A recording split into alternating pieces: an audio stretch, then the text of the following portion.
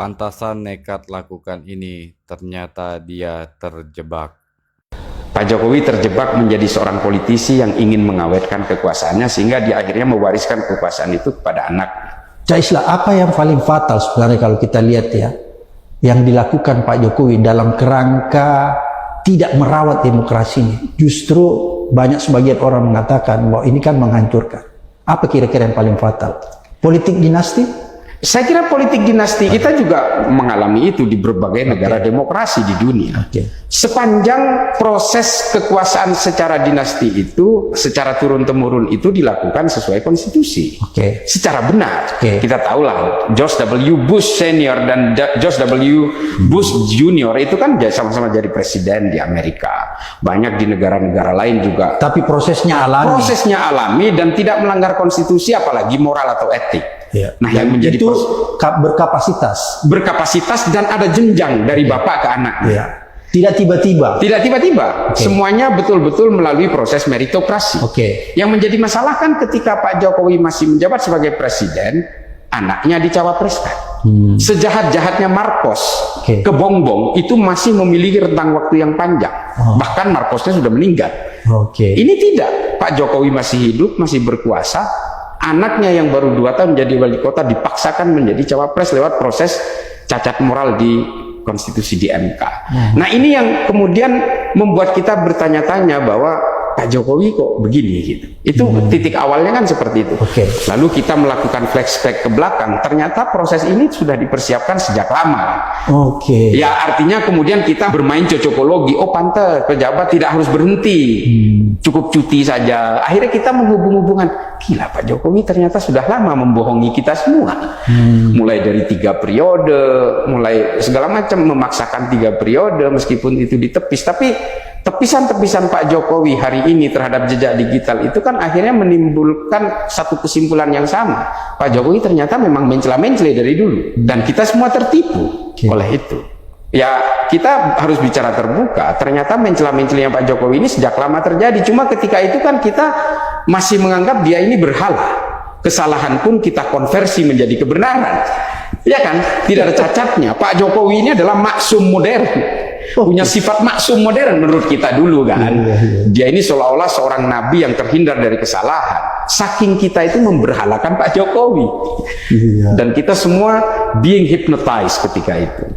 Nah ini akhirnya kita semua sadar. Saya sadar, nggak tahu kalau Daeng sadar atau belum. Saya sudah disadarkan oleh Cak Islah. Itu fatal ya? Menurut saya fatal sekali.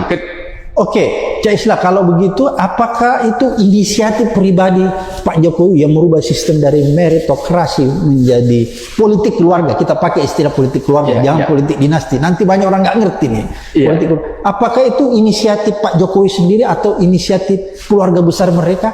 Atau siapa? Ya, yang jelas dari Pak Jokowi, karena bagaimanapun the last output itu harusnya datang dari Pak Jokowi. Karena kan ada yang katakan juga seperti kalau kita baca di Tempo bahwa itu kemauan ibu atau dan lain sebagainya. Ya artinya itu hengki-pengki satu keluarga lah yang jelas. Karena toh pada akhirnya mencela-mencela itu satu keluarga kan. Dulu anaknya bilang lebih baik jadi pengusaha, kemudian pejabat. Wah udahlah pokoknya kita gini-gini aja lah gitu. Ternyata toh akhirnya jadi politisi semua. Ini kan sebenarnya kalau bukan karena Pak Jokowi kan barang ini tidak akan seperti hari ini. Tidak mungkin ya. Tidak mungkin. Keputusan ada di Pak Jokowi. Dan menurut saya nggak tahu ya, pernyataan dari wawancaranya Mas Andi Wijayanto itu menurut saya itu adalah gambaran bagaimana seorang Pak Jokowi hari ini. Dia betul-betul, ya mohon maaf, saya harus menggunakan istilah kok seperti monster gitu. Pak Jokowi itu betul-betul bukan Pak Jokowi yang dulu. Itu yang membuat kami hari ini itu betul-betul mohon maaf kalau kemudian memberi stigma negatif habis-habisan kepada Pak Jokowi, karena memang ya kita kecewa betul, sangat kecewa. Kita terlalu mencintai, kita terlalu memberhalakan Pak Jokowi, sehingga Pak Jokowi ketika keluar aslinya kita tidak percaya, tapi ketika kita tahu buktinya ternyata kita akhirnya jadi percaya. Dan akhirnya seorang pemuja itu akhirnya menjadi secara terbuka, akhirnya kita harus siap bukan mengkritik aja. Menurut saya ini sudah vis-a-vis untuk melawan. You are either with us or you are against us. Itu kalau saya sudah begitu. Jadi Cak Islah ini menjadi orang yang ada di depan untuk melakukan perlawanan untuk memperbaiki ya. Iya. Oke, Cak Islah, menarik nih. Kekecewaan kita terhadap Jokowi ini kan begitu besar karena kita juga terlalu mencintainya begitu besar. Betul. Mungkin kira-kira seperti itu gambarannya. Betul. Termasuk Cak Islah yang mencintai Jokowi 100% ya. Iya, saya ini, Deng.